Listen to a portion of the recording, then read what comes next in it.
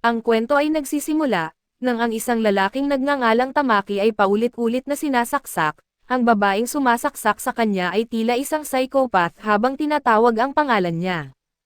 Nagsimulang magliwanag ang kanyang kutsilyo at hindi nagtagal, nawalan ng buhay si Tamaki at nabigla siya nang makita niyang sa paanong paraan ay buhay pa rin siya pagkagising, nakatagpo siya ng isang uri ng berdeng halimaw na kausap siya. Binigyan siya nito ng pangalang Gabo at pinilit siyang pakainin ng isang malaki at nakakadiring insekto. Si Gabo ay masyado pang pagod para gumawa ng kahit ano kaya't muling nakatulog at nang magising siya kinabukasan, napalibutan si Gabo ng tinawag niyang mga pangit na berdeng sanggol at doon niya napagtanto na isa na rin siya sa kanila. Ito ang nagdala sa kanya sa conclusion na siya'y namatay at muling isinilang bilang isang walang magawang munting goblin. Makalipas ang 3 araw ay napagtanto ni Gabo na mas mabilis ang pagtanda ng mga goblin kumpara sa mga tao dahil marami na siyang pagbabago. Natuwa siya nang makitang siya ay may boses na muli at siya ay lubhang maliksi. Nagdesisyon siyang huwag masyadong isipin ang mga bagay-bagay at naging mapagpasalamat na lamang siya sa pagkakaroon ng pangalawang pagkakataon sa buhay. Nagsikap si Gabo na mabuhay sa abot ng kanyang makakaya sa kanyang bagong buhay at nagtagumpay siyang umabot sa ika-4 na araw. Ang matandang nagpapakain sa kanila ay nagbigay alam sa lahat ng bagong silang na goblin na kailangan nilang kumuha ng sarili nilang pagkain pagkatapos ng huling kainan na ito. Lahat sila'y nagpiging sa mga insekto at si Gabo ang unang lumabas para maghanap ng pagkain. Tulad ng dati ay mayroon lang isang araw at bughaw na kalangitan ang mundong ito, ngunit mayroon itong ilang pangit na ibon at toneladang halaman na hindi pa niya nakikita noon, na malinaw na nagpapahiwatig na si Gabo ay nasa isang bagong mundo. Nagawang mag-usap ng mga goblin kaya't nakipag-team up si Gabo kay Gab. Si Gab ang pinakamalaki sa mga batang goblin at sinadya ni Gabo na makipag-alyansa sa kanya dahil malaki ang maitutulong nito sa kanya sa pangangaso. Ang dalawa ay magkasamang nagtutulungan habang hinahabol ni Gab ang isang unicorn na kuneho at tinatapos ito ni Gabo. Sinubukan ni Gab na kumain ng hindi nagpapaalam kay Gabo kaya't sinaktan siya ni Gabo at sinisigurado na naintindihan niya na dapat silang magbahagi ng pagkain. Pagkatapos ipakita ang kalikasan ng kanilang relasyon kay Gab, sinubukan ni Gabo na tingnan kung magagamit niya ang sungay ng kuneho bilang sandata. Bigla siyang nakakita ng kakaibang pananaw na nagsasabing nakuha ni Gabo ang sungay ng maliit na nilalang. Walang ideya si Gabo kung ano iyon pero nagpatuloy siya habang gutom na gutom si Gab at labis na nadama ni Gab ang emosyon habang kumakain. Umiiyak siya at nagpapasalamat kay Gabo sa pagtulong sa kanya na makakuha ng pagkain. Gusto lamang ni Gabo na kumain siya o umiyak na lang, ngunit hindi pareho at sa ika-5 araw ay muling nangaso ang dalawa ng kuneho ngunit ngayong pagkakataon, ginamit ni Gabo ang sungay bilang sandata at natukoy niyang ito ay lubhang kapaki-pakinabang. Tinanggal ni Gabo ang isa pang sungay at muli niyang nakita ang vision, binaliwala niya ito upang sila'y makakain ngunit pagkatapos ay may isa pang vision at sa pagkakataong ito, nakarinig si Gabo ng boses at sinabi sa kanya na natutunan niya ang kakayahang tinatawag na escape. Ang muling pagkakita nito ay nagkumpirma ng isang bagay na pinaghihinalaan niya, ipinaliwanag ni Gabo na sa kanyang lumang mundo siya ay ipinanganak na may bihirang kakayahan na tinatawag na absorption, na nagpapahintulot sa kanya na kumain ng halos anumang bagay at may tsansang makakuha ng mga katangian ng anumang kanyang kinain. Sa kabutihang palad ay tila dala pa rin niya ang kakayahang ito, ngunit sa kasawiang palad ay tila na-reset ang anumang iba pang kakayahan na mayroon siya sa kanyang nakaraang buhay at habang namamangha si Gab sa paghuli ni Gabo ng kuneho, naisip ni Gabo kung gaano siya kaswerte na sa lahat ng kanyang kakayahan, ang absorption ang kanyang nadala. Ito ay dahil sa mundong ito, maraming mga halimaw na nagkalat na may hindi makapaniwalang kapangyarihan at sa ika-6 na araw, isang babaeng goblin na nagngangalang Gomi ay namangha nang marinig na kumakain ang ating mga bida ng mga kuneho na may sungay. Hindi iniisip ni Gabo na malaking bagay ito ngunit binanggit ni Gomi na may isang taong kamakailan lamang ay nawalan ng buhay matapos matuhog ng isa sa mga kuneho na iyon. Alam niya na si Gabo ang namumuno at hinahangaan niya ito sa pagiging matalino, cool at malakas. Nagtataka si Gab kung ano ang iniisip niya tungkol sa kanya. Ngunit sa tingin niya ay ordinaryo lang si Gab at inalok siya ni Gabo na sumama sa kanilang susunod na pangangaso at pumayag siya, ngunit dahil umuulan kinabukasan, ipinagpaliban nila ang pangangaso sa araw na iyon. Pagkatapos ay nagpasya si Gabo na suriin ang imbakan ng grupo upang makita kung makakagawa siya ng bagong sandata, bumalik siya na may materyales para gumawa ng sandata ngunit hindi niya malimutan ang iba pang nakita niya sa imbakan, natagpuan ni Gabo ang isang grupo ng babaeng tao na bihag. Medyo halata ang dahilan ngunit mas gusto ni Gabo na huwag na lang isipin ito, ang matandang nagmasid sa kanya ay nagngangalang Gabi at siya ang lalaking responsable sa pagbibigay kay Gabo ng kanyang pangalang hindi pinag-isipan ng mabuti. Humanga ang lalaki kay Gabo at ipinaliwanag na maaaring mas mabilis siyang tumaas ng antas kumpara sa iba, hindi naintindihan ni Gabo ang ibig sabihin niya sa antas, kaya sinabi ng matanda sa kanya na tapikin ang kanyang ulo. Ginawa niya ito at inihayag ng boses na si Gabo ay kasalukuyang nasa antas 86, ipinaliwanag ni Gabi na sa sandaling maabot niya ang antas 100, si Gabo ay magiging isang mas advanced na anyo ng buhay. Nagdududa siya na magagawa niya ito dahil bihira itong mangyari, lumalabas na mabilis tumatanda ang mga goblin kaya't itong matanda na ito ay 20 taong gulang lamang at ipinaliwanag ni Gabi na babalik na ang iba, kaya makikita ni Gabo kung ano ang itsura ng isang ebolusyonadong hobgoblin. Naglabas ng demonyong tawa ang matandang goblin habang iniisip niya kung anong uri ng biktima ang kanilang ibabalik sa pagkakataong ito, sa ika-8 araw ay nangaso ang mga lalaki at sumama sa kanila si Gomi. Si Gab ang responsable sa backup habang lumalaban si Gabo sa gitnang saklaw at si Gab ang kanilang pasimuno.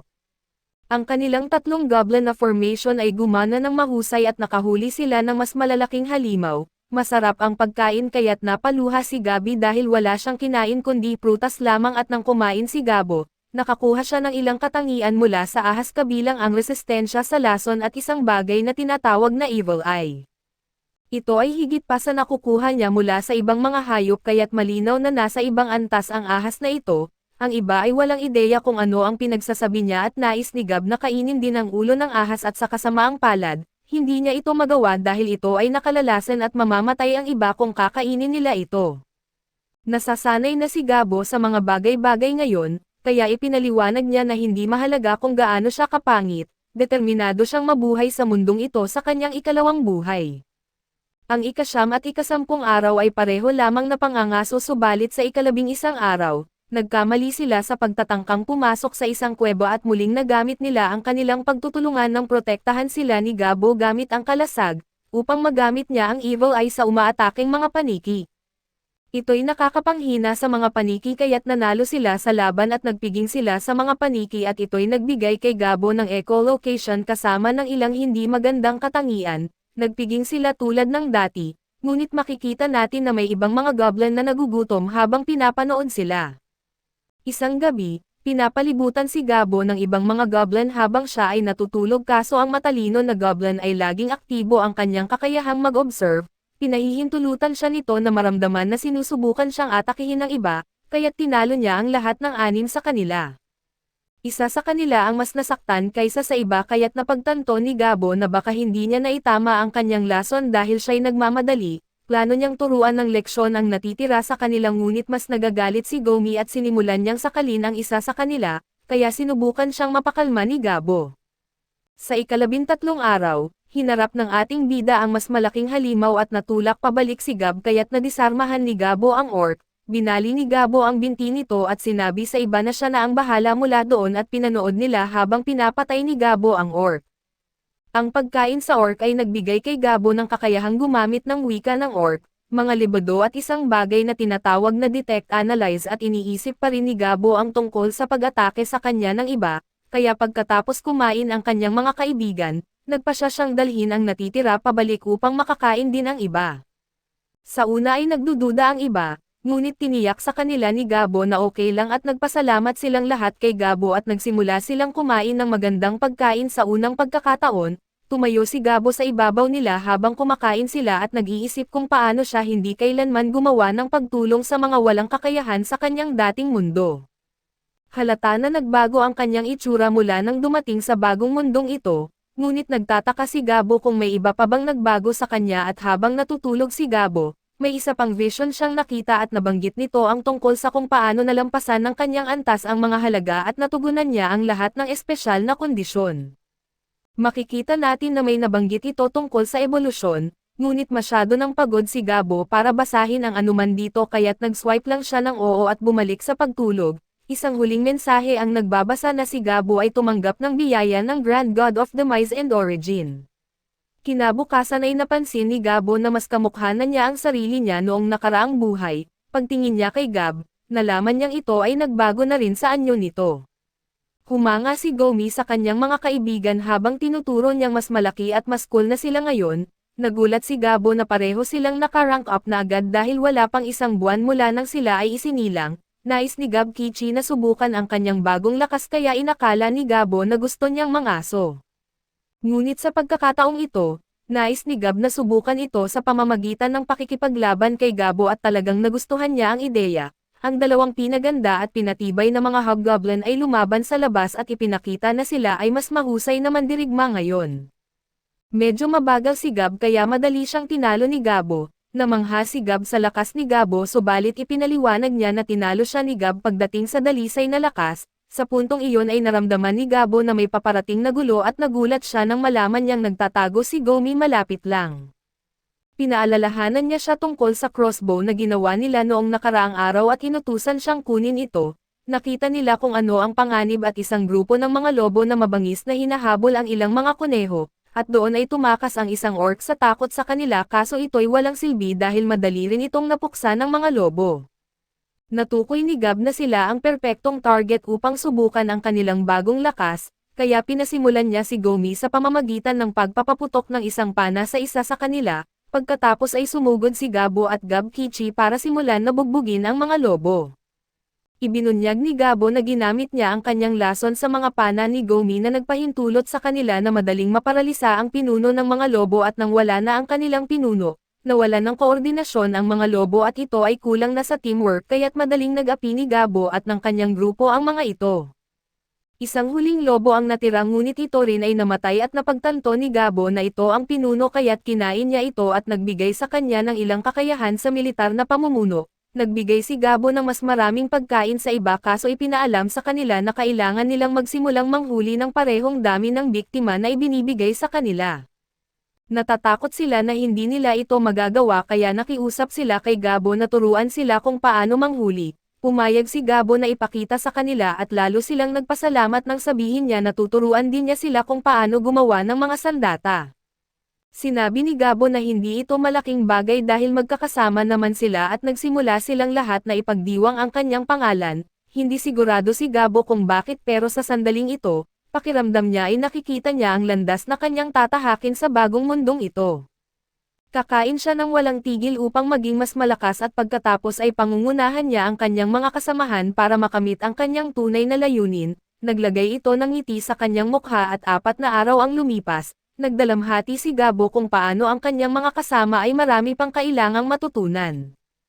Nag-ensayo sila ng husto at nagulat si Gabo nang aksidente niyang makita si Gomi at sa 17 araw, lahat ng babaeng tao na bihag ay kumuha ng kanilang sariling buhay at nagkaroon ng tahimik na pag-alaala si Gabo para sa kanila kasama si Gabi.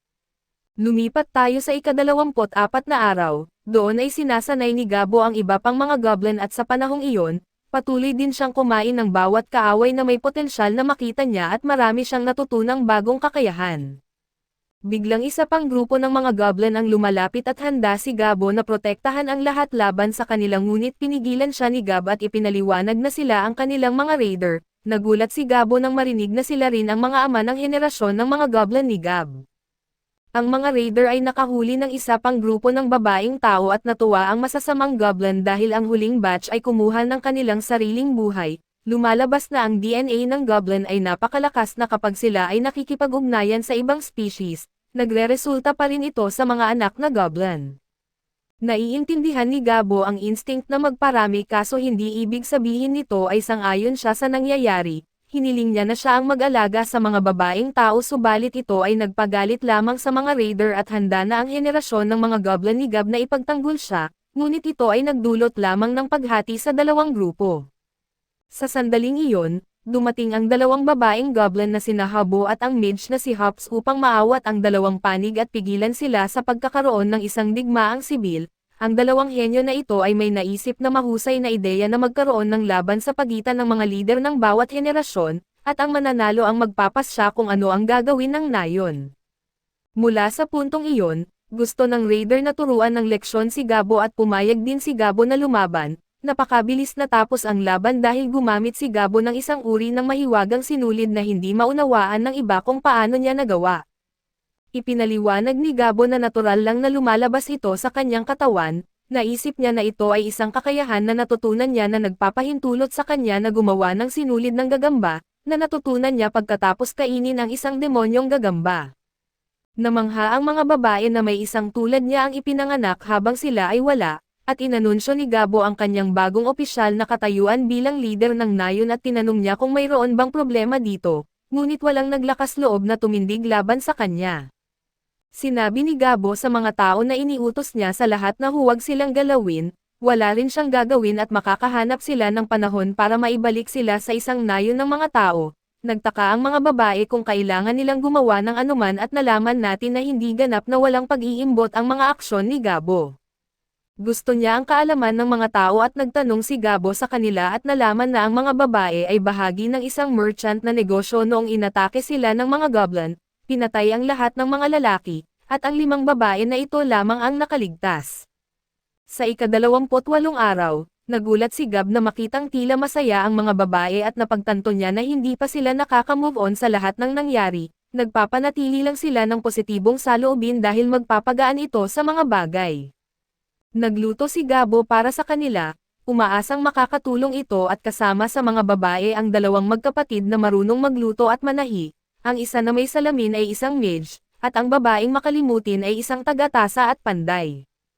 Tungkol naman sa babaeng may pulang buhok, siya ay isang baguhang mandirigma kaya't nagpasya siyang isama siya sa kanilang pagsasanay paglaon at sinanay ni Gabo ang lahat ng husto at ininsulto sila kapag sila ay napapagod. Sa susunod na ilang araw, nagtuon siya sa mga ehersisyong panggrupo sa halip na sa pangangaso at ipinagdiinan niya sa kanila ang mga bagong patakaran na itinakda niya para sa grupo. Ang ika-31 araw ay maulan kaya't si Gabo at Gab Kichi ay nagkaroon ng matinding sparring habang namamangha ang lahat sa panonood. Nang gabing iyon, naramdaman ni Gabo na isang grupo ng mga goblin ang malapit nang lumabag sa kanyang patakaran tungkol sa mga babaeng tao. Pinutol ni Gabo ang isa sa mga goblin at pinigilan ang iba at paalala niya sa kanila ang mga patakaran na itinakda niya at pinarusahan ang isa sa kanila dahil sa pagsasalita ng pabalang sa kanya. Humingi si Gabo ng paumanhin sa mga babae at umiyak sa kanyang mga bisig ang babaeng may pulang buhok. Dumating ang iba pang mga goblin kaya kinutusan ni Gabo si Gab na dalhin ang mga pinigilang goblin sa labas. Pinatipon din niya ang iba pang mga goblin upang sila ay manood sa gagawin niya sa labas. Nagpadala si Gabo ng mensahe sa iba sa pamamagitan ng paggamit sa mga ito bilang halimbawa. Walang awang binugbog niya sila at sinigurado na naiintindihan ng lahat ang mga patakaran ng kanilang nayon. Nakuha ng lahat ang mensahe ng malakas at malinaw kaya't pinauwi niya sila. Itinigil ni Gabo ang kanyang aksyon bago pa man niya tuluyang makuha ang kanilang mga buhay, na nangangahulugang si Hopkan na pinakamatindi ang parusa, ay namatay kinabukasan. Sa ika-32 araw, muling ginamit ng koponan ni Gab ang kanilang kahanga-hangang pagtutulungan upang mapabagsak ang isang Tri-Horn Horse. Medyo mahirap ito ngunit nangangahulugan lamang ito na nakatanggap siya ng maraming bagong kakayahan. Isa na rito ang Tri-Burst, na kahangahangang nagpapahintulot sa kanya na magpalabas ng 3 suntok sa isang atake lamang at nang gabing iyon, natulog ang babaeng may pulang buhok sa kama ni Gabo at napagtanto niya na ang insidente noong nakaraang gabi ay maaaring nagdulot sa kanya ng trauma. Pinagaan ni Gabo ang loob niya at pinayagan siyang makisama sa kanya sa pagtulog. Ngunit paggising niya ay natagpuan niyang sumama rin si Gomi sa kanila at nalaman din nila na ang babaeng goblin na nagngangalang Gomi ay nagbago na rin sa isang hobgoblin. Sa pangkalahatan, maayos ang takbo ng mga bagay at pinamamahalaan ni Gomi ang unit na pangmalayuan at si Gabi ang namumuno sa kanilang armadong puwersa. Si Habo ang nag-aasikaso sa puwersang nakatuon sa mobility at si Gabi naman ang namamahala sa suporta sa likuran na nakatuon sa mga gawain. Si Hobbs sana ang magiging kapitan ng kanilang mage force ngunit sa ngayon, siya pa lamang ang mage sa kanilang nayon at sa natitirang bahagi ng araw, ipinaubaya ni Gabo ang pagsasanay sa mga kapitan para makapangaso siya ng iba't ibang biktima. Sa malalim na kagubatan, sinubukan niya ang ilang magic death at nagulat sa kung gaano ito kalakas nang madali niyang wasakin ang isa sa mga makapangyarihang Tri-Horn sa isang atake. Napagtanto lamang ni Gabo pagkatapos nito na ang mahika ay nagpasobra sa kanyang kumpiyansa habang siya ay pumapasok sa hilagang kagubatan. Doon ay natagpuan niya ang isang kakaibang lugar na puno ng dugo at naalala niya ang isang bagay na sinabi ni Gabi sa lahat ng mga goblin. Binalaan ni Gabi na huwag kailanman pumasok sa hilagang kagubatan sa anumang dahilan dahil mayroong isang nakakakilabot na crimson na halimaw na tinatawag na Red Bear. Ito ang eksaktong sitwasyon kung saan natagpuan ni Gabo ang kanyang sarili ngayon, at nakita niya kung paano madaling winasak ng monster na ito ang isang Trihorn. Ang armor ng Trihorn na napakahirap nilang pasukin kanina, ay walang anuman para sa oso na ito at biglang lumitaw ang Red Bear at kinilala ni Gabo na ang isang normal na tao ay malamang natatangkang tumakas, ngunit hindi normal na tao si Gabo at nais niyang harapin ito at talunin ito, at kainin ito upang makita kung anong uri ng kakayahan ang kanyang makukuha. Plano ni Gabo na gamitin ang bawat sandata sa kanyang arsenal kaya't nagsimula siya sa pamamagitan ng paggamit ng Phase 1 Demise Magic at pabalik sa nayon. Nag-aalala si Gabi dahil matagal na niyang hindi nakikita si Gabo at di rin siya nakita ng iba, kaya lalo lamang itong nagpalala sa kanyang pag-aalala. Pabalik kay Gabo, nagulat siya nang isakripisyo ng Red Bear ang kanang braso nito upang depensahan laban sa kanyang demise spell. Inilabas ng oso ang isang sunod-sunod na atake at napagtanto ni Gabo na hindi siya mapoprotektahan ng pino na armor na natanggap niya mula sa Trihorn. Kailangang mag-offensive si Gabo kaya't tinarget niya ang ulo ng oso para sa kanyang atake.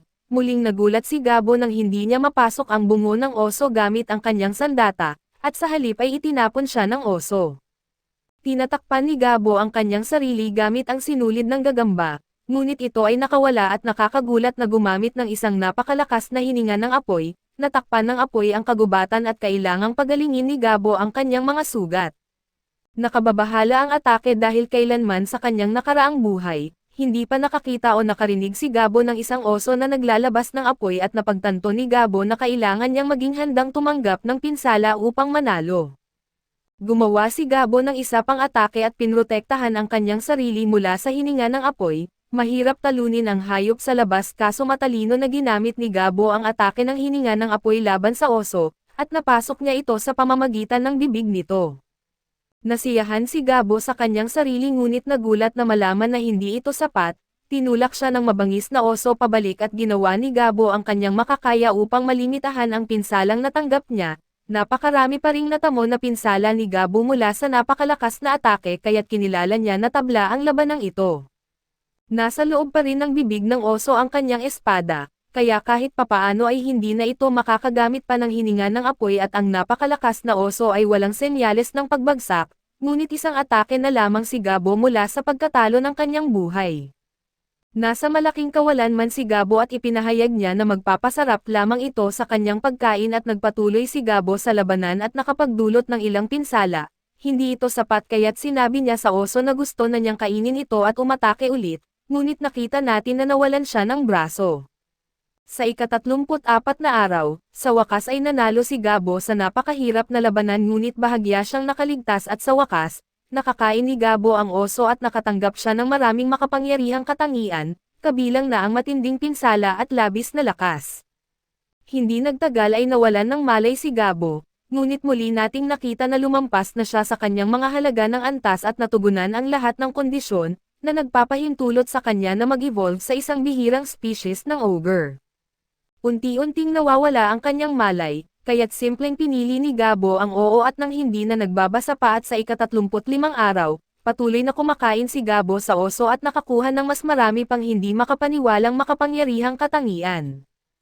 Hinawakan niya ang kanyang kutsilyo na tila mas maliit na kaysa sa dati, at nagulat si Gabo nang napagtanto niyang siya ay naging isang ogre at doon ay bumalik si Gabo sa nayon. Ngunit lahat ay natakot sa kanya at natakot na sila ay nasa ilalim ng pag-atake. Naghanda silang tumakas habang nagtataka kung bakit nakasmile sa kanila ang ogre at umaasa na sana ay naroon si Gabo para iligtas sila, pero sa kabutihang palad ay nakilala siya ni Gabi ngunit sa halip na magulat sa kanyang ebolusyon, nagalit siya sa kanya dahil sa matagal niyang pagkawala. Nasaktan lang siya subalit pinagalitan pa rin niya si Gabo at nagalit siya dahil nawalan siya ng braso. ngunit ang lahat ay namangha na nagawa niyang talunin ang Red Bear at si Gabi ang pinaka-nagulat sa lahat dahil binigyang diin niya na nagawa ni Gabo na talunin ang Panginoon ng Hilagang Kagubatan 1 buwan lamang matapos siyang ipanganak. Marami ang may tanong para sa kanya, ngunit si Gabo ay masaya lamang na siya ay nakaligtas at nakabalik sa kanyang bagong tahanan sa kanyang bagong mundo. Ilang sandali pa hanggang ngayon, namamangha pa rin ang lahat sa pagbabago ni Gabo at lumaki at lumakas siyang tingnan. Pumunta si Gabo para tignan ang mga babaeng tao kaso may sumunod sa kanya at ito si Gomi at ang babaeng may pulang buhok sa hindi malamang dahilan, at inaasahan na natakot sa kanya ang mga tao ngunit nagawa niyang mapakalma sila sa pamamagitan ng pagpapaliwanag na siya pa rin ito. Mukhang may ikinabahala naman si Gomi dahil kinurot niya ang binti ni Gabo, nadismaya ang panday nang makita niyang nasira ni Gabo ang palakol na ginawa niya para sa kanya, ngunit ibinunyag niya na gumawa siya ng kutsilyo gamit ang isang espesyal na bato ng espiritu.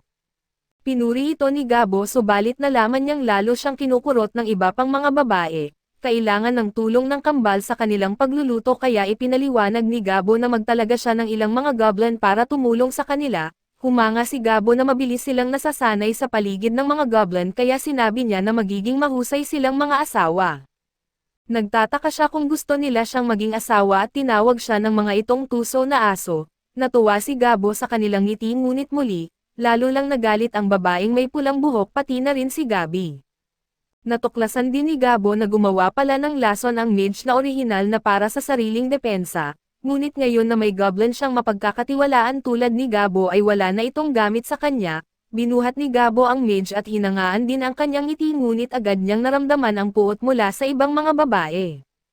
Ginugol ni Gabo ang kanyang oras sa pagbibigay saya sa mga babae ngunit ngayon ay pagod na ang kanyang espiritu at sa ika-36 na araw, napagtanto niya na hindi na siya makakapagsanay kasama ng iba at naging napakalakas niya na ang mga karaniwang goblin ay nagtatapos sa malubhang kondisyon mula pa lamang sa kanyang pinakamagaang suntok, hindi rin kinaya ng armadura ni Gabi. Habang pinapagaling ni Gabo ang isang halos patay na goblin, nagtataka siya kung ano ang problema kay Gab at sinabi ni Gab Kichi na wala itong problema habang siya'y nagpunta sa pangangaso, ngunit alam ni Gabo na may mali. Bukod dito ay napansin ni Gabo na nagsimula ng mangaso ng magkasama sina Habs at Gabi, nag-eensayo mag-isa ang babaeng may pulang buhok at samantalang patuloy si Gabi sa kanyang libangan sa pagmimina ng mga bato ng espiritu at para kay Gabo. Nakikita natin na nagagamit pa rin niya ang kanyang nawawalang braso na parang isang slime, salamat sa katotohanan na kumain siya ng slime dati. Nagtataka si Gabo kung ayos lang ba si Gab, ngunit tinuro ni Habs na depende ito sa kung gaano karami ang pagsisikap ang ilalagay ni Gab at nagtalo ang dalawa habang nagnanais si Gabo na ibalik ni Habs ang kanyang libro at iniisip niya kung paano siya sa wakas ay nakapagpahinga ng maayos. Noong ika-37 araw ay nagpanik si Gabi nang makakita siya ng isang maliit na nilalang na nasa masamang kalagayan, ginawa ni Gabo ang lahat upang pagalingin ito, ngunit masyado itong nawalan ng dugo kaya nagpa siyang kumuha ng gamot para sa paggawa ng dugo mula sa mage at sa kabutihang palad, umubra ito kaya ipinaliwanag nila kung sino sila sa nilalang na tinatawag nilang carbuncle. Nagpakilala ang carbuncle bilang si Lat-Ana at ibinunyag na siya ay inatake ng mga tao. Ang hiyas sa kanyang ulo ay isang material na mataas ang uri kaya ang presyo nito ay umabot sa 1 bilyong ginto, hinihiling ni Lat-Ana na ipapagamit nila ang kanilang lakas at nakiusap na alisin ang mga tao na umatake sa kanya.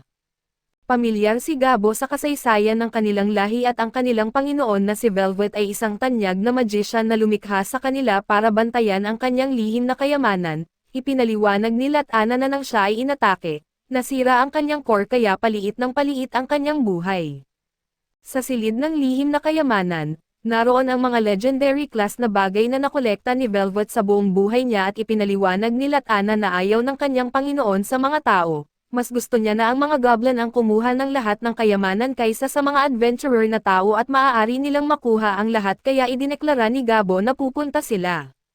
Binigyan siya ng babaeng panday ng kanyang bagong punyal kaso sinabi niya sa mga natatakot na babae na huwag mag-alala dahil hindi niya basta-basta papatayin ang mga tao.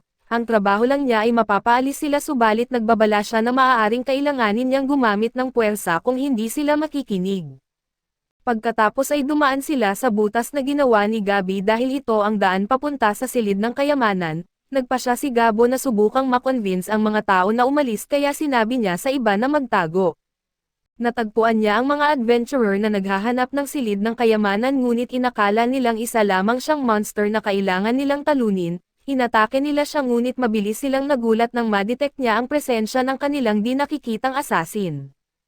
Ipinaliwanag ni Gab sa kanila na ang lugar na ito ay bahay ng isang tao at ang ginagawa nila ay pagnanakaw at pagpatay, maliwanag na wala silang pakiramdam ng pagkakasala, kaya naisip ni Gab na hindi na sila maaaring iligtas. Nagulat lang ang mga tanga na tao na ang isang ogre ay marunong magsalita ng Ingles ng napakahusay, at sinabi ni Gabo na mapalad para sa kanila dahil may mabuti rin siyang puso. Tumanggi silang makinig at inatake pa siya, ngunit madali lang itong iniiwasan ni Gabo at muli niyang sinabi sa kanila na umalis at di pa rin sila nakikinig kaya sinuri ni Gabo ang sitwasyon. May 3 sa likuran ng mga tao na gumagamit ng maraming high-class na magic items at sa kasamaang palad para sa kanila. Malinaw kay Gabo na masyado silang umaasa sa pagtaas ng level para palakasin ang kanilang lakas sa laban. Hindi ito gaanong epektibo para sa kanila dahil ang kanilang teknik sa paglaban mismo ay kahabag-habag at madali silang natatalo ni Gabo. Biglang nagdiwang ang isang mage nang isipin niyang napasabog niya ang ulo ni Gabo. Siyempre, nagulat ang mga tao nang malinaw na ang kanilang pag-atake ay nagpagalit lang kay Gabo at hinayaan niya silang mabuhay hanggang sa puntong ito. Ngunit tapos na si Gabo sa pagiging mabait at natakot ang mga tao nang napagtanto nilang walang epekto ang kanilang level 3 na magic spell. Idineklara ni Gabo na tapos na ang panahon ng pagiging mabait at binigyan niya ng pagkakataon ang iba na umatake at bigla silang kumilos. Kinuha ni Gabo ang kanyang espada at sinabi sa mga tao na pagsisihan nilang hindi sila umalis noong binigyan niya sila ng pagkakataon. Pagkatapos ay ibinunyag ni Gabo na tinanggal nila ang mga adventurer at kinain sila at ito ay nagbigay kay Gabo ng marami sa kanilang mga katangian, kabilang ang assassin, high wizard at enchanter. Hindi lang iyon, mayroon ding ilang mataas na level na adventure sa kanila at mayroon silang magandang mga nakuhang gamit, may isang bihirang singsing at isang bag ng pag-iimbak ng item na may lamang maraming gamit, kaya kinain din iyon ni Gabo kasama ng iba pang bagay. Pinapayagan siyang mag-summon ng isang cheat item box na kayang mag-imbak ng hindi makakapaniwalang dami ng mga item, pagkatapos ay nagtungo sila sa silid ng kayamanan kung saan nagpasalamat sa kanila si Latana. Ipinaliwanag niya na mahusay ang kanyang Panginoong si Velvet sa mga espiritu, kaya maraming spirit stones ang maaaring makuha doon at nagpaalam siya kay Gabo na may hangad na mabuting kalusugan, at pagkatapos ay naglaho siya. Isang malungkot na sandali ito kaya kinain lang ni Gabo ang hiyas mula sa kanyang ulo na iniwan niya. Nagtaka si Gab Kichi kung ayos lang ba si Gabi at sinabi niyang maayos siya. Nagkaroon sila ng sandaling katahimikan para kay Latana, at pagkatapos ay nagpasya si Gabo na kukunin nila ang lahat ng kayamanan at paghahatian ito sa kanilang sarili. Humanga si Gabo sa kanyang item box dahil may marami pa itong espasyo kahit na pagkatapos niyang isiksik doon ang lahat ng kayamanan. Hindi nagustuhan ni Gabo ang ideya na iwan lang ang katawan ni Velvet doon kaya sinunog niya ito. Nakakagulat, iniwan nito ang isang uri ng gauntlet na sinubukan ni Gabo na isuot at nagulat siya nang kumapit ito sa kanya at naging kanyang bagong braso. Ang iba ay namangha sa nakita at ipinakita ni Gabo kung ano ang magagawa nito habang pakiramdam niya ay tulad ng kanyang sariling braso.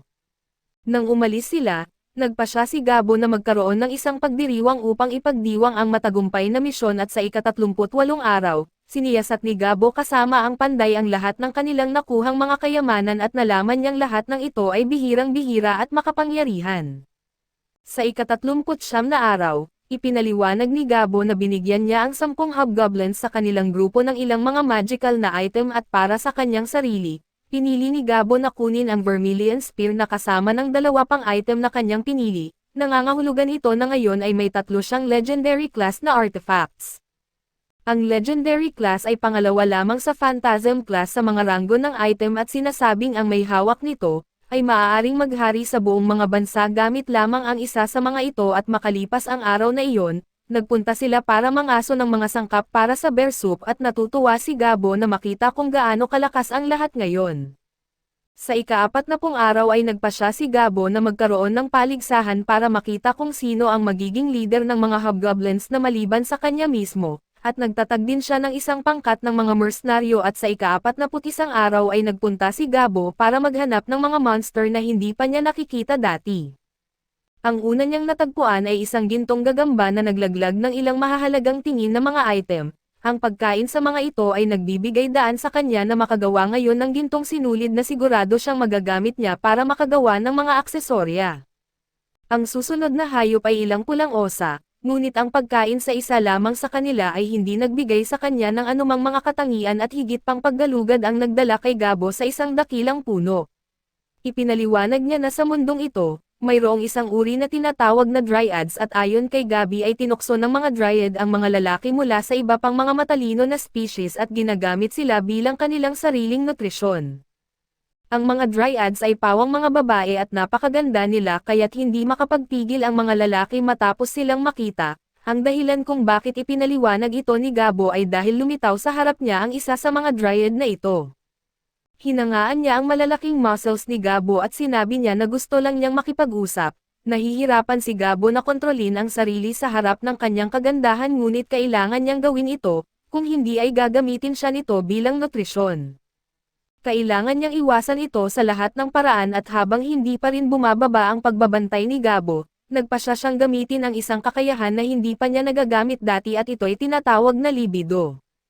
Matapos kumain ng dryad ng 5 oras ay nakamit ni Gabo ang isang katangiang tinatawag na Dryad's Blessing at kahit paano, buhay pa rin ang dryad at sinabi niya kay Gabo na bumalik siya, kaso sinabi lang niya na babalik siya kung gusto niya. Pagkatapos ay naligo si Gabo sa lawa at agad siyang napalibutan ng mga lizardmen, idineklara niya na ngayon ay invincible siya kaya't mabilis na tinapos ni Gabo ang mga ito at pinatay pa ang isa pang halimaw para lang sigurado. Sa ika-42 araw, natuklasan ni Gabo na may 2 goblin na may kakayahan sa mahika at agad silang naging bahagi ng platon ni Haps, ngunit ang nakakalokong ngiti niya ay nagdulot ng pag-aalala kay Gabo. Kinabukasan, natutunan ni Gabo kung paano i-enchant ang kanyang sandata subalit tila ito'y ikinagalit ng babaeng panday at sa ika-43 araw, nagagalit si Gomi sa kanya ngunit walang nagpapaliwanag sa kanya kung bakit at sinabihan lang siya nilang gamitin ang kanyang ulo. Galit na galit din ang babaeng may pulang buhok at tila upset din ang kambal na mga kusanero, habang sinusubukan nilang pakainin siya ng lason na pagkain at nagulat ang mage na si Gabaro, na kilala sa kanyang pagka-perceptive ay hindi pa napapansin at ibinunyag na ang mga babae ay nagagalit dahil sa selos. Nalaman nilang mayroon siyang date at nagulat siya nang marinig niyang may mga kiss mark siya sa kanyang leeg. Wala siyang ideya at sinumpa ni Gabo ang dryad sa paggawa nito ng sadya at nag-isip si Gabo tungkol sa susunod niyang gagawin ngunit nagulat siya nang ibunyag ng mage na pareho ang nararamdaman niya at hinalikan siya.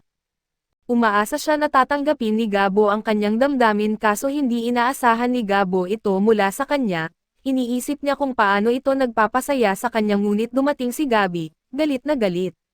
Gusto niyang tretuhin siya ni Gabo sa parehong paraan at dumating ang lahat ng babaeng tao para sabihin ang parehong bagay at sa labas ng silid, ipinaliwanag ni Gabi na isinara ni Gabo ang lugar upang makapagtrabaho sila, at nakakuha pa si Gabo ng maraming katangian. Ilang sandali pa nadama ni Gabo na may papalapit at nakita niya na ito ay isang grupo ng mararangal na mga elf, nakatakdang umatake ang mga tao para makuha ang kanilang kayamanan kaya lumapit sila para humingi ng tulong sa mga goblin. Mayabang ang isang elf na ito subalit nag-alok sila ng ilang buwang pagkain para sa nayon ni Gabo at sa tingin ni Gabi ay maganda ang alok, ngunit sa gulat niya ay tumanggi si Gabo at wala siyang pakialam sa sitwasyon at gusto niya lang na maging tapat ang elf sa paghingi ng tulong. Naghanda ang lalaki na umatake kay Gabo, ngunit pinangilabutan sila sa takot sa isang nakakatakot na titig ni Gabo at binalaan ni Gabo ang lalaki na pababain ang mga pana ng kanilang nagtatago na mga archer. Sinubukan nilang barilin siya ngunit walang tsansang masaktan si Gabo. Pinatigil ng elf ang pag-atake at ipinaliwanag niya na tinatanggihan niya ang alok hindi dahil sa kanyang magandang kalooban, subalit kung magkakaproblema ang mga tao sa kagubatan na tinitirhan din ng mga goblin, hindi tutol si Gabo na makipagtulungan. Nagulat si Gabo sa lahat ng gamitin niya ang kanyang alamat na sandata para takutin ang lahat ng mga elf ng sabay-sabay. Hindi lubos na naiintindihan ni Gabo kung paano ito gumagana, ngunit kapag may nasaksak siya ay nakakalikha siya ng walang katapusang sibat na maaaring umabot ng 100 metro. Natakot ang mga elf at tumakbo palayo, umaasang hindi na sila magkikita ulit at sa ika-45 na araw, hinabol ni Gabo ang 20 na gray slime at ang pagkain sa kanilang mga core ay nagbigay sa kanya ng iba't ibang kakayahan kabilang ang pagbabagong buhay ng likido at automatikong pagdoble. Sinubukan ni Gabo ang auto-replication at nalaman niyang makakagawa siya ng maliit na bersyon ng kanyang sarili mula sa kanyang dugo. Nakikita niya ang kanyang sarili mula sa bagay na ito at ibig sabihin magkaugnay ang kanilang pandama at naisipan ni Gabo ng magaling na ideya ito at sa ika-46 na araw, pinapagawa niya sa mga babae ang ilang damit na may dugo niya sa lining at sa ganitong paraan, ang mga damit ay magsisilbing transmitter kung sakaling sila ay mapahamak. Sa ika-47 na araw ay natuklasan ng isang maliit na scout ni Gabo na hindi natuto ang mga elf dahil bumalik sila at ngayon, nagbitaw lang si Gabo ng malakas na ungol mula sa loob ng kuweba at nanginig sa takot ang mga elf dahil hindi sila makagalaw, hindi na nag-abalang magsalita si Gabo nang lumabas siya at simpleng dinakip ang mga ito. Ipinaliwanag ng pinuno ng mga elf na nasaktan ang kanyang pride sa kakulangan ng respeto ni Gab, at ito ay nagkakahalaga ng higit sa isang kamatayan para kay Gabo kaso gayunpaman, humingi ng paumanhin ang ibang mga elf dahil hindi nila napigilan ang kanilang pinuno.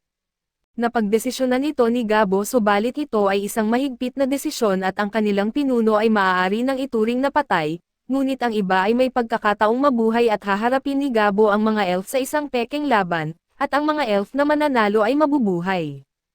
Patas ang pasya ni Gabo dahil idineklara niyang kung nais nilang mabuhay, kailangan nilang lumaban ng buong lakas at sa huli sa 23 elf, 6 ang natalo at pawang mga lalaki ang 6 kaso inamin ni Gabo sa kanyang sarili na sinadya niya ang mga laban dahil hindi niya gusto ang makitang namamatay ang mga babae.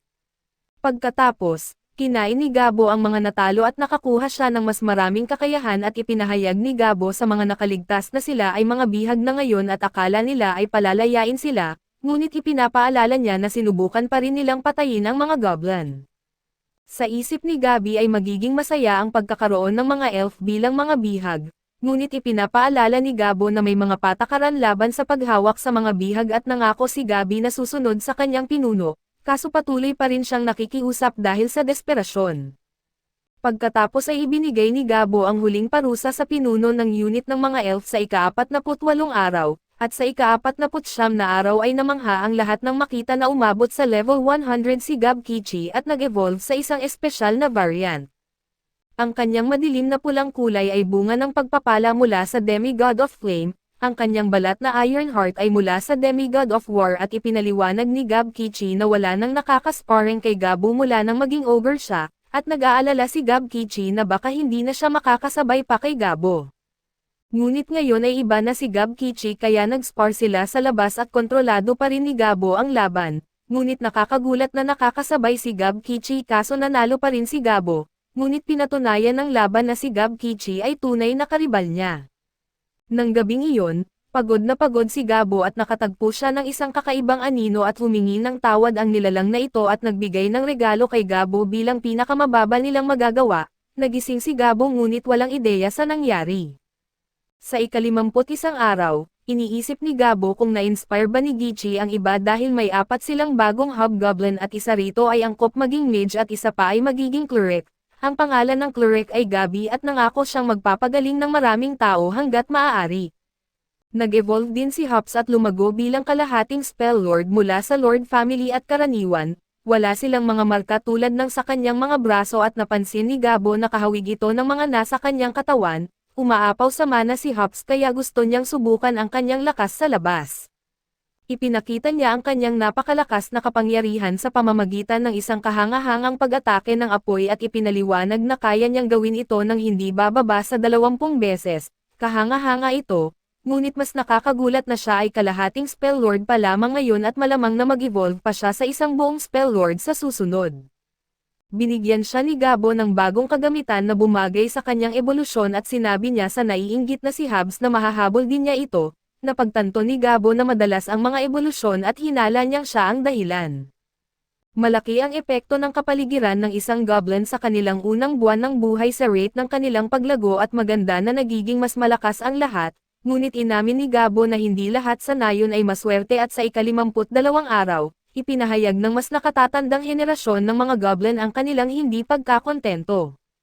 Sinusubukan nilang magpatuloy kaso naiiwanan sila ng mga batang goblin, Nagpasya silang iwan ang nayon at nagulat sila nang hindi pinili ni Gabo na wakasan ang kanilang mga buhay dahil sa pagtataksil sa kanya at ipinaliwanag ni Gabo na hindi naman sila nagnanakaw kaya nasa kanila ang desisyon kung gusto nilang umalis.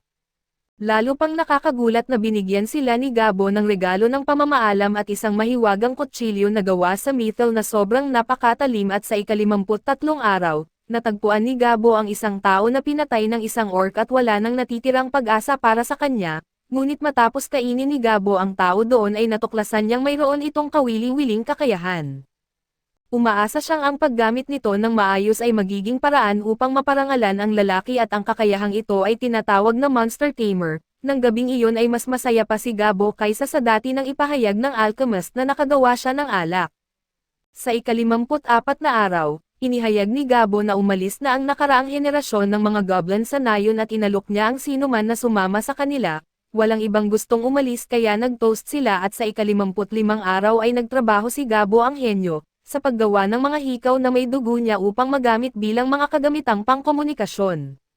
Sa ika-56 na araw, natuklasan niyang gumagana ng perpekto ang mga ito kaya gumawa siya ng sapat para sa lahat at sa ika-57 araw, tinalo ni Gabi ang isang Trihorn at sinubukan ni Gabo ang kanyang kakayahang Monster Tamer na nakuha niya mula sa tao. Gumagana ito ng perpekto at naging kauna-unahang alaga niya ang Trihorn at sa ika-55 araw, natuklasan din na may mahusay na pamilyar si Gabo at ito ang pinuno ng isang pangkat ng itim na lobo ay naging alaga at bantay niya para sa mga babaeng tao. Sa ika-59 na araw ay nakaranas si Gabo ng hindi kapani-paniwalang pagkabigla. Ang batang babae na pulang buhok na noong unay mahina ay lumago bilang isang malakas na mandirigma at habang kumakain sila, nagulat si Gabo nang malaman niyang nakakuha siya ng bagong trabaho. Ipinakita niya ang kanyang bagong kasanayan sa pangangaso at ipinaliwanag ni Gabo na ang kanyang bagong trabaho ay Shadow Soldier, kailangan niyang kumain ng mga halimaw paminsan-minsan o siya ay mamamatay, ngunit ito ay nagre-resulta sa kahangahangang paglago. Nang maglaon, sinabihan si Gabo na inaatake ng mga tao ang mga goblin na gumala sa kagubatan, kaya napagtanto niyang malapit na ang digmaan sa pagitan nila at ng mga tao at sa ika-60 araw, naramdaman ni Gabo na hinahabol ang mga kobold ng isang bagay na hindi niya madetect sa kanyang kakayahang maghanap. Nang makarating ang mga kobold sa kuweba, nalaman nilang mga magically animated skeletons ang humahabol sa kanila at sinubukan ng mga arkero ni Gabo na barilin sila ngunit walang epekto ang kanilang mga pana sa mga ito. Napakaraming skeletons kaya natatakot si Gab Kichi na baka lumala pa ang mga bagay. Pinayagan siya ng kakayahang mag-search ni Gabo na makita ang isang malaking signal sa likod ng lahat ng mga skeletons, na malamang ang lumilikha sa kanila at sinubukan ng iba na labanan ang mga skeletons at ang isa sa mga atake ni Hops ay nagpapakita kay Gabo ng isang bagay at ito'y di gumagana ang paghiwa sa mga skeletons, ngunit ang pagwasak sa kanila ay lubhang epektibo. Itinigil ng lahat ang paggamit ng kanilang mga sandata at sinimulang bugbugin ang kanilang mga kalaban, ngunit marami pa rin ang mga kalaban na ito kaya nagpasya si Gabo na kailangan niyang tapusin ang labanan at sinimulan niya ang pagbilang sa kanyang isip habang tinatahak niya ang hukbo ng mga skeleton. Natapos niya ito 3 segundo ng maaga, ngunit nagawa niyang durugan ang halimaw na lumilikha ng lahat ng mga skeletons.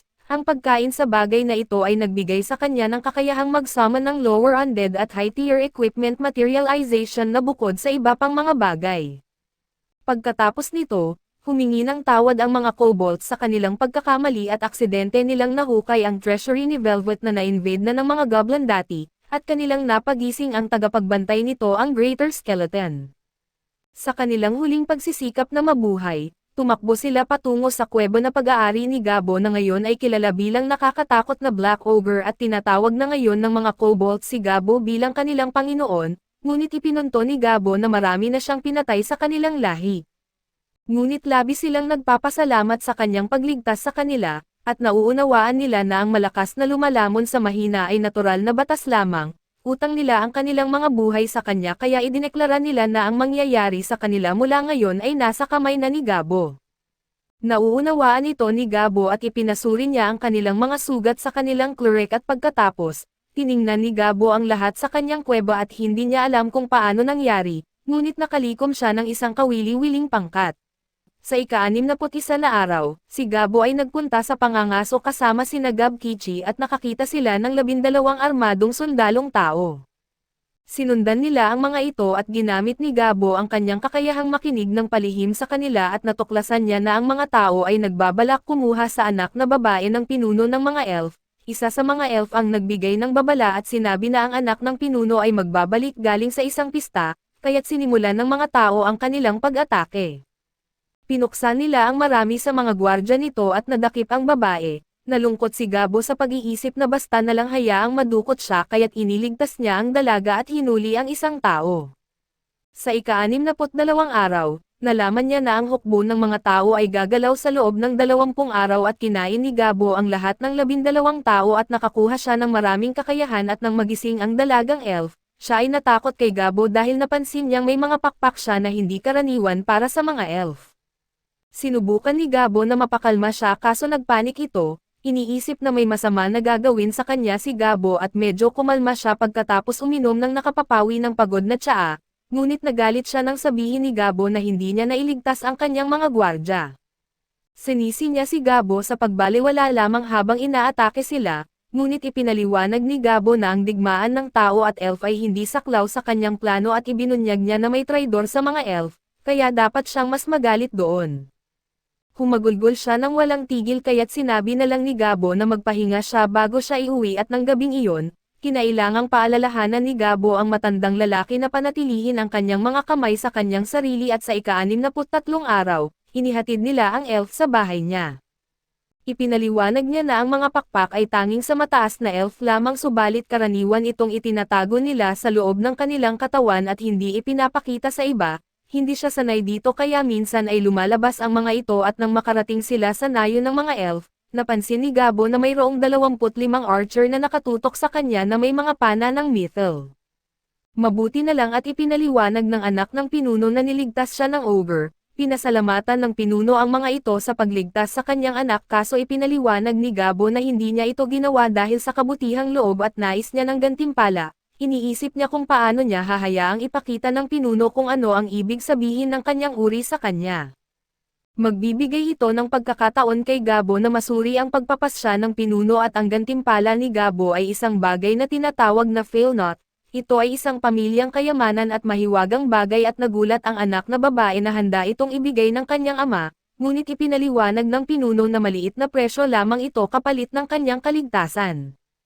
Natuwa si Gabo dito kaya't bilang bayad ay nag-alok siya na ibigay sa mga elf ang impormasyon tungkol sa kilos ng hukbong tao, at ngayon ay maganda na ang ugnayan ng dalawang grupo at binigyan ng mga elf ang mga goblin ng maraming kagamitang mithril. Nagtataka ang pinuno kung may alam sila tungkol sa isang grupo ng kanilang mga elite na mandirigma na nawawala, ngunit kunwari ay walang alam si Gabo tungkol dito at binigyan pa niya si Gabo ng masarap na alak bilang regalo. Kaya nangako si Gabo na tutulong siya sa kanila kailanman nila kailangan. Nang gabing iyon ay hindi makapaniwala si Gabo kung gaano kasarap ang kanilang alak at sa ika-64 na araw, nagulat si Gabo nang malaman niyang nag-level up si Gomi at naging isang variant ng damper at bukod dito, may 8 bagong hobgoblins na may mga bagong kakayahan din. Binigyan si Gomi ng kakayahang lumikha at manipulahin ang malalaking dami ng yelo at ang kanyang kakayahang evil eyes ay kayang akitin ang mga kaaway na mag-away-away. Mukhang nakikilala ni Gabo ang hitsura niya kaso hindi niya sigurado kung bakit at si Gabi naman ay nag-evolve at naging kalahating Earth Lord. Ang mga Earth Lords ay may kakayahang manipulahin ang lupa at kaya rin niyang palakasin ang kanyang katawan at gumamit ng mahika na kidlat para matukoy ang mga hiyas. Si Hops naman ay nag-evolve sa isang kalahating Bloody Lord, may kakayahang kontrolin ang dugo at gawin itong sandata. Lahat ng mga nag-evolve na goblins ay may mga tato sa iba't ibang parte na sinasabing nagbibigay sa kanila ng kapangyarihan, kaya umaasa si Gabo na matutunan pa ang tungkol dito dahil sa kanilang mga ebolusyon. Napagpasyahan ni Gabo na bigyan sila ng mga bagong pangalan at ipinakita ang isang chart na nagbibigay rank sa mga lahi ayon sa kapangyarihan nito. Nasa ika-5 pwesto ang mga ogre na kasunod ng mga dampiers at lords. Alam ni Gabo na lalapit ang mga elf sa kanila para humingi ng tulong kapag nagsimula na ang labanan nila laban sa mga tao. Natukoy niya na kailangan nila ng maraming mapagkukunan kaya nagbigay siya ng mga hikaw na pangkomunikasyon sa mga bagong kasamahan. Tumanggi ang mga babaeng elf na bihag nila na suotin ang mga ito dahil labag ito sa kanilang kaugalian na palamutihan ang kanilang mga tainga, ngunit naglaan si Gabo ng oras para baguhin ang kanilang isip at sumama ang mga bagong kasamahan sa kanilang pagsasanay kung saan ginamit ni Gabo ang kanyang kakayahang summon lower undead, tinawag niya ang mga kalansay para makapagsanay sila ng praktikal. Ginawa ni Gabo ang ilang pagbabago at tinawag niya ang mga kalansay na may mga armadura, mas mataas ang kalidad ng isang kalansay, mas marami ang armadura nito. Nahihirapan ang mga elf at karamihan sa kanilang mga laban ay natalo ngunit nasiyahan pa rin si Gabo dahil nagbibigay sila ng tiwala at sa ika-65 araw, natutunan ni Gabo na kung gagamit siya ng mas kaunting mana, makakalikha siya ng regular na mga kalansay, zombies at iba pang undead. Natuklasan niya na bagamat hindi niya maaaring kainin ang mga ito ay magagamit naman niya ang mga undead para sa pagsasanay at pagkuha ng karanasan, napapadalisay ang mga ito sa loob ng ilang segundo kapag araw, kaya't hindi niya magamit ang mga ito sa ilalim ng araw at ito'y maging isang abala. Ang grupo ni Gabo ay mayroon ng mahigit sa 100 na miyembro at ang mga kobold ay nasa mababang posisyon, kaya kailangan nilang magtrabaho ng mas mahirap kaysa sa iba at pagkatapos ng isang labanan ay nag-aalala si Gabo na baka kumakain ng sobrang dami ng bulok na karne si Gofu, ngunit sa tingin niya ito ang pinakamasarap. Sa ika-66 na araw, ipinasara ni Earthy ang pasukan ng kuwebo kung saan lumalabas ang mga kalansay at pinapagawa rin niya sa mga kobold ang paghunting na may layunin na makakuha ng higit pang mga wolf familiars, mas mabilis kumilos ang mga kobold kaysa sa inaasahan niya, kaya nakapagtipon sila ng 20 lobo. Sa kanilang pag-uwi, nakasagupan nila ang isang malakas na baboy ramo at winasak ito ni Earthy at pagkatapos ay ipinahayag ng Forge Girl na in-upgrade niya ang palakol na nasira ni Gubo habang nakikipaglaban sa Red Bear, ginamit niya ang isang halong metal ng Spirit Stone, bakal at mithril. Humanga si Gubo at inihayag ng Smith Girl na siya ay naging isang Elemental Smith at sa ika-67 araw, inamin ni Ogre Kichi na palagi siyang may gusto kay Earthy at alam na ito ni Gubo kaya't nagbigay siya ng payo at gumawa ng plano para kay Kichi. Nagsabi si Ogre Kichi kay Earthy ng kanyang nararamdaman at mukhang maayos ang pagtanggap nito. Kinabukasan pakiramdam ni Ogre Kichi ay magaan ang kanyang mga paa at mas malakas kaysa dati at sa isang laban kay Gabo, nakapagtamo siya ng mas maraming atake kaysa sa karaniwan, kaso natuwa si Gabo sa kinalabasan para sa kanyang kaibigan. Lumalabas na nakausap ni Earthy si Dami tungkol dito kahapon, kaya inayos ni Gabo at Dami ang entablado para sa kanila at dahil sa sobrang lakas at enerhiya ni Ogre Kichi, kinailangan ni Gabo na palitan ang sarili niya ng Black Skeleton sa kanilang sparring match. Pagkatapos ng pagsasanay, nagpunta sa pangangaso ang karaniwang grupo ni Gabo at natagpuan nila ang maraming insect monsters na hindi pa niya nakikita, kaya nakakuha siya ng higit pang mga kakayahan at ang pinaka-nakakawiling kakayahan ay tinatawag na exoskeleton. Ginamit ito ni Gabo at nagulat siya nang maging katulad siya ng mga nagtatransform na superheroes at ang bagong exoskeleton ay labis na matibay, may kakayahang mag-ayos sa sarili at mag-disperse ng mga impact. Medyo masyadong mapansin ito para sa gusto ni Gabo subalit sa tingin naman ni Dami ay astig ito. Sinubukan niya na bumalik sa dati niyang damit ngunit natapos lang siya sa kanyang kaarawan na damit, lumalabas na ginamit ang kanyang karaniwang damit para lumikha ng exoskeleton at nakakapanghinayang dahil talagang nagustuhan niya ang kanyang outfit na gawa sa balat ng Red Bear. Natuklasan ni Gabo na mas kahanga-hanga pa ang kakayahang exoskeleton dahil pinapayagan siyang magrehistro ng 5 anyo. Isa rito ay ginamit ang Red Bear kaya maaari pa siyang magrehistro ng 4 na iba pang anyo at nag-iisip si Gabo at nagpa siya na gusto niya ng mga anyo para sa mga labanan sa hangin at dagat, kaya nagrehistro siya ng 1 anyo mula sa mga insekto. Para siya ay makapagpatubo ng mga pakpak at makakalipad, mahirap itong kontrolin kaya kailangan niya ng ensayo at malakas ang ulan sa ika-69 na araw kaya nais ng babaeng may pulang buhok na makipag-spar sa kanya. Patuloy ang kanyang pag-unlad kaya humihiling siya ng mas maraming pagsasanay. Kamakailan ay naiisip ni Gabo kung paano dati ay tila tuta ito, kaso ngayon ay mas katulad na siya ng isang lumaki na Doberman. Ang Smith Girl naman ay madalas na nakikipagpulong sa mga elf upang mag-brainstorm ng mga ideya para sa mga bagong sandata. Nagsumikap siya sa pag-develop ng isang repeating crossbow at dahil maayos ang takbo nito, hiniling ni Gabo na simulan na ang paggawa ng mga ito at binigyan pa ni Gabo ng karagdagang materyales ang Smith Girl at umaasa siyang makakagawa ito ng bagong sandata para sa kanya. Ang magkapatid na chef ay binigyan din ng bagong titulo bilang head chefs, inatasan sila ni Gabo na gayahin ang mga pagkain mula sa kanyang nakaraang buhay na tulad ng potato chips at pagkatapos nito, nagkaroon ng pagpupulong si Gabo kasama ang alchemist tungkol sa paggawa ng mga mahiwagang gamit. Ipinakita niya ang isang bagay na kanyang nilikha mula sa mga buto ng black skeleton at ito ay isang bone nail na may kakayahang mag-freeze ng sinumang tamaan nito sa lugar na iyon. Nahuli ng ibang mga babae si Gabo na niyayakap ang alchemist ngunit hindi niya ipinaliwanag kung ano ang nangyari pagkatapos. Sa ika-70 araw, dumating ang ilang elf sa ngalan ng punong elf at dumaan ang mga elf sa kanilang mga dating kasamahan papasok. Ngunit ang mga hikaw ni Gubo ay may epektong pang-disguise na nagpapakita sa kanila bilang mga dark elf.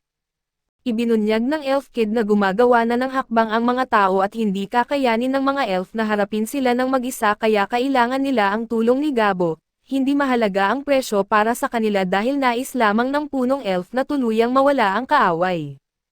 Gayunpaman ay ituturing na walang bisa ang kanilang kontrata kung umurong si Gabo. At tinanggap niya ang trabaho ngunit ipinaliwanag na gagawin nila ito sa kanyang mga tuntunin, inutusan niya ang bata na bigyan ng punong elf ng isang bracelet upang sila'y makapag-usap. Ang impormasyon ay isang mahalagang sandata at mayroon ng mga blood mini si Gabo na kumakalat sa kagubatan, tinipon niya ang lahat at ipinahayag na oras na upang gamitin ang lahat ng kanilang pinaghahandaan at simula ngayong araw, sila'y magiging isang kumpanya ng mga mercenaryo at sila na ngayon ay isang propesyonal na puwersa ng mga mandirigma at nagustuhan ng lahat ang ideya. Nagpasya si Gabo na tatawagan nila ang kanilang sarili bilang Parabellum Mercenary Company, inutusan niya ang lahat na maghanda para sa labanan dahil oras na para sa kanilang unang trabaho at lahat sila ay nagsimulang sumigaw ng Parabellum. Sa ika-71 araw, unang nakumpleto ng kumpanyang Parabellum ni Gabo ang kanilang misyon at mayroon silang kabuuang 36 na miyembro at dahil sa kanilang kakayahang gumamit ng mahika, nadagdagan ng kanilang mga kasamahan ang bilang nila kaya't umabot ito sa 73. Maaga silang umatake batay sa impormasyong nakalap ng isa sa mga alagad ni Gabo at napapalibutan ng isang harang ang kampo ng hukbong tao.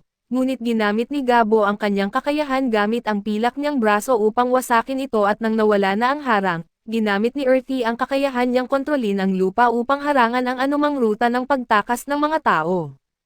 Pagkatapos, si Damian ay nagbitaw ng sunod-sunod na pagsabog ng mahika at nagsummon si Gabo ng maraming kalansay at sinundan ito ng mga sibat para masigurong tapos na, ngunit nagulat siya na hindi pa rin sapat ang lahat ng ito upang lubos na mapuksa ang mga tao. Isang babaeng knight ang namumuno sa kanilang depensa, kaya ipinakilala ni Gabo ang sarili sa pamamagitan ng isang malakas na sigaw at nalaman ng mga tao na ang itim na ogre ang may kontrol sa mga kalansay, kaya't ipinahayag ng babaeng knight na sama-sama nilang pababagsakin ito. Inumpisahan ng salamangkerong tao ang pag-atake at napahanga si Gabo nang pinapabilis ng babaeng knight ang kanyang galaw. Pinuri niya ang kakayahan nitong unawain ang sitwasyon at ang estratehiyang gawing pabor sa kanya ang laban at gayunpaman, hindi ito sapat dahil napaatras lamang ni Gabo ang babaeng knight. Pagkatapos, sinabi ni Gabo na nagustuhan niya ang kanyang nakita kaya papayagan niyang mabuhay ang lahat ng tao bilang mga bihag niya, hindi pumayag ang babaeng knight at nagdesisyong wakasan ang buhay ni Gabo. Pinuri ni Gabo ang kanyang tapang kaso sinabi niya na kung nais niyang maging bihag ang babae, kailangan muna niyang patunayan ang lakas niya at ipinag-utos ni Gabo sa kanyang grupo na alisin ang lahat ng tao maliban sa babaeng knight, salamangkero, pari at babaeng may nag-aapoy na espada. Sila ay kukunin ng nabubuhay, pero ang iba ay maaaring patayin at kainin at ikinwento ni Gabo sa atin na nangyari pagkatapos ay isang one-sided na pagpatay. Ang mga nakakabighaning mata ni Dami ay pinaglaban ang mga sundalong tao laban sa isa't isa dahil sa kanya. Pinatay ni Orichi ang iba, ginamit ni Bloodsaddle ang kanyang kakayahan sa paglikha ng sandata mula sa dugo at sinundan agad ito ni Earthy ng kanyang kakayahan at sa huli, natalo nila ang kaaway nang walang anumang nawala sa kanila. Gayunpaman, nagawa pa ring maabot ng babaeng knight si Gabo minsan at kaunti lang ang pinsalang nagawa ng kanyang atake, pero nakakamanghang nakaabot siya kay Gabo at naghandang umatake ang salamangkerong tao at nakiusap sa babaeng knight na umalis agad. Napansin ni Spellsay na 5 antas ang lakas ng spell ng salamangkero at natakot siyang hindi ito kayanin ni Gabo, lalo pang tumitindi ang sitwasyon ng isakripisyo ng babaeng knight ang kanyang sarili upang masigurong tatamaan si Gabo ng atake na mahika. humihingi ng paumanhin ang salamangkerong tao at hindi na niya kayang pigilan pa ang kanyang sarili kaya't pinakawalan na niya ang malakas niyang spell. Ngunit idineklara ni Gabo na siya ang nanalo dahil hindi niya balak pabayaan mamatay ang babaeng kabalyero. Namangha ang babaeng kabalyero habang mahusay na lumilikha si Gabo ng isang mahiwagang shield at nagulat din si Spell dahil kinailangan ni Gabo na pagsamahin ang mahika ng ikatlong antas na kamatayan, isang vacuum shield mula sa kanyang pilak na braso at ilang iba pang kakayahan. Gumamit si Gabo ng maraming lakas, ngunit nagawa niyang mapigilan ang pag-atake ng Dragon Spell at isang ganap na tagumpay ito para sa grupo ni Gabo at idineklara niya na ang pagkakaroon ng maraming malalakas na bihag ay isang malaking bagay. Nagdaos si Gabo ng piging at nakakuha ng hindi kapani-paniwalang dami ng mga kakayahan. Ipinagdiwang ng mga elf ang tagumpay at pumunta si Gabo upang makita ang mga bagong bihag. Ngunit hindi sila nasa magandang kalagayan at noong ika-72 araw ay ipinaliwanag ni Gabo na sa tulong ng kanyang mga hikaw, hindi na makakapagsinungaling o magtago ng impormasyon ang mga tao kaya't nakakuha sila ng maraming impormasyon. Hiniling ng matandang elf ang impormasyong ito at nag-alok ng bayad sa anyo ng alak, kaya't tinanggap ito ni Gabo gamit ang item na ipinadala sa kanya ni Ogre. Nakapagbigay si Ogre ng impormasyong nakuha niya mula sa mga bihag na kasama ang mga lihim na ruta na ginagamit ng mga tao para sa mga pananambang. Plano ng mga tao na gamitin ang kanilang malawak na bilang upang wasakin ang mga elf mula sa iba't ibang direksyon at gamit ang kaalamang ito, umikot ang grupo ni Ogre sa mga itinakdang ruta at naglatag ng mga bitag, at nag-abang sa isang sulok. Pinangunahan ng mga kumpletong armadong kabalyero ang mga tropang tao at mayroong humigit kumulang 500 sa kanila at bukod pa rito, mayroon ding 100 mga salamangkero at ipinaliwanag ni Gabo na magiging mahabang mahirap na labanan ito kung haharapin nila ang mga elf ng direkta. Gayunpaman para kay Gabo at sa kanyang grupo, ito ay parang practice lamang sa pagpuntirya at inumpisahan ni Gabo ang pag-atake. Kaya't sinarhan ng kanyang kumpanya ang mga ruta ng pagtakas at ginamit ang mga malalaking bato upang bawasan ang kanilang bilang mula 500 na kabalyero hanggang sa 300. Sa isang iglap ay bumababa pa ang bilang na ito dahil sa mga hukay na bitag at mga pana hanggang sa wala nang natira kundi wala pang 100 kabalyero. Humanga si Gabo nang sabihan ng naguutos na kabalyero ang kanyang mga tropa na gumawa ng pader gamit ang anumang makita nila. Dahil dito, nagkaroon ng patimpalak sa labanan kaya't ipinadala ni Gabo si Ogre upang labanan ang kanilang komandante at lumaban ang mga tao, ngunit nagpadala si Ogre ng sapat na mandirigma upang matiyak na ang bawat kabalyero ay mawawala. Ang tanging tanong ni Gabo ay kung makakapagpigil ba si Orichi at sinimulan ni Orichi ang pagwasak sa komandante, at napagtanto ng komandante na baliw ang lahat tungkol kay Orichi at pinuri ni Gabo ang komandante sa kanyang mahusay na paglaban. Sa huli ay nagtagumpay si Orichi at tulad ng nakaraan ay nagkaroon muli si Gabo ng piging at nakakuha ng maraming kakayahan. Binanggit ni Orichi na ang komandante ay nagpapaalala sa kanya kay Gabo kaso hindi ito ang nakikita niya at biglang lumabas si Dami mula sa kawalan at inihayag na nais niyang magkaanak kay Gabo. Sa ika-74 na araw ay itinuring ng mga bilanggong kabalyero na mas nakakahiya ang mahuli ng nabubuhay kaysa mamatay. Pinayuhan sila ng kanilang komandante na kumalma dahil may pagkain sila at matulugan, kaya't hindi ito gaanong masama. Tinukoy ng mga kabalyero na nagmula siya sa isang pagiging commoners kaya hindi niya ito mauunawaan, at ang pagiging bihag ay nakakahiya para sa mga maharlika tulad nila at kalaunan, ipinaliwanag ng komandante kung bakit inaatake ng mga tao ang mga elf. Lumalabas na ang pinagmulan ng gulo ay ang pagkakasakit ng isang prinsesa sa isang bihirang sakit na nakamamatay sa 99% ng mga kaso. Siya ay nakatakda para sa isang hari ng ibang imperyo kaya't nag-utos ito na dapat makahanap ng lunas, at natuklasan ng mga tao ang lihim na gamot ng mga elf na ginawa sa tulong ng demigod ng mga kagubatan at dito nagsimula ang digmaan dahil sa kasakiman ng tao. Nabigla si Earthy nang may mangyari habang sila ay nagmimina. Nagtaka ang lahat kung sila ba ay inaatake subalit lumalabas na ang tubig ay lumikha ng isang mainit na bukal at masayang ibinalita ni Gabo sa lahat na nakakatulong ito sa kanilang paggaling at nililinis ang anumang sakit na kalagayan, bukod pa sa maganda rin ito para sa balat. Tinatamasa ng lahat ang mga benepisyo ng kanilang bagong liguan, at pinuri ni Gabo si Earthy sa paghuhukay nito at sa ika-75 na araw. May mga alalahanin si Gabo kaya naisip niya ang isang bagong estratehiya sa pagsasanay gamit ang mga bilanggong tao. Ang ideya ay para masanay ang iba sa kanilang mga kasanayan sa pamumuno sa pamamagitan ng pagpapatakbo ng isang simulated na labanan gamit ang tunay na mga sundalo. Nagbibigay sila ng utos sa kanilang mga sundalong bihis ayon sa pangangailangan, at mananalo sila kung matatalo nila ang leader ng kabilang grupo.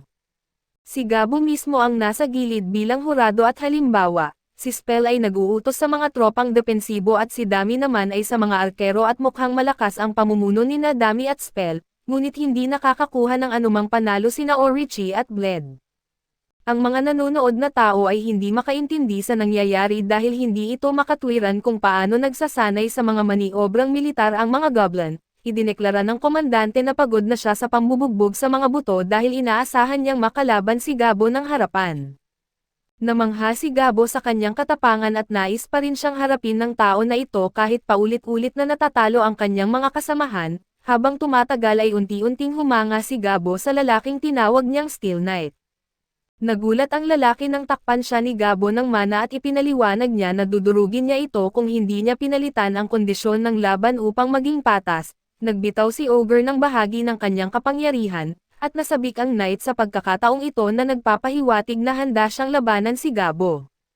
Nakipaglaban si Gabo sa kanya kaso hindi talaga nagkaroon ng pagkakataon ang lalaki na manalo dahil lubos siyang dinurog nito. Pinagaling ni Gabo ang Knight at idineklara ni Orochi na gusto rin niyang makipaglaban sa Steel Knight at habang pinapanood ni Ogre ang kanilang labanan, napansin niya na na-inspire din si Orochi ng espiritu ng Steel Knight. Kalaunan, ipinaliwanag ng lalaki na siya ay nagmula sa isang lupain kung saan maraming demi-humans. Kaya mas madali para sa kanya na makipag-usap sa kanila at napansin ng Steel Knight ang iba't ibang lahi na naipon ni Gabo at naunawaan niya na mahusay niya itong naorganisa. Nagsimula pa siyang magtaka kung si Gabo ba ay ipinadala sa pamamagitan ng banal na intervention, pagkatapos ay iniwan ng lalaki ang pagiging Knight at idineklara niyang nais niyang lumaban para kay Gabo. Tinanggap ito ni Gabo at hindi na siya ginagawang bihag at nagpasya siyang gamitin ng mabuti ang talento ng lalaki. Ginawa ni Gabo ang pulang buhok na lalaki bilang kanyang apprentice at inutusan siyang turuan siya ng natatanging mga kasanayan sa pakikipaglaban ng mga tao. Sumang-ayon ang matandang elf na alisin ang mga sugatang tao mula sa kanilang mga kamay. Nais malaman ni Gabo ang tungkol sa lihim na gamot na hinahabol ng mga tao, at inihayag ng elder na ito pala ang gamot na ibinigay niya kay Gabo at mukhang mahalaga ang gamot na ito at makakagamot ng halos anumang sakit. Hindi makapaniwala si Gabo na ibinigay sa kanya ng matandang elf ang isang bagay na napakahalaga, ngunit ipinaliwanag ng elder na ang kanilang mga batas ay nagbabawal lamang sa kanila na ibahagi ito sa mga tao, hindi sa ogre na nagligtas sa kanyang anak. Nang subukan ni Gabo ang gamot sa unang pagkakataon at ito'y nagdulot sa kanya ng kakaibang pakiramdam at nagbigay din ito sa kanya ng maraming kakaibang kakayahan sa pagpapagaling, binigyan ni Gabo ng isang patak ng kanyang dugo ang isa sa mga sugatang tao. At nagulat ang lalaki nang ibunyag niya na hindi lamang gumaling ang kanyang mga sugat kundi nawala rin ang sakit sa kanyang likod. Nagulat din si Ogo dahil ngayon lang niya napagtanto na nagsisimula ng maging talagang kakaiba ang lahat ng pagkuha ng kakayahan na ito, ganap na napagaling niya ang taong ito sa isang patak ng dugo, kaya nagtataka siya kung ano ang mangyayari kung mas marami pa. Ang ganitong uri ng kakayahan ay nasa ibang antas na talaga, kaya nagtataka si Ogo kung baka umabot na siya sa isang seryosong kakaibang teritoryo sa pagiging makapangyarihan. Kaso dito muna matatapos ang ating recap, salamat sa inyong panonood hanggang sa muli.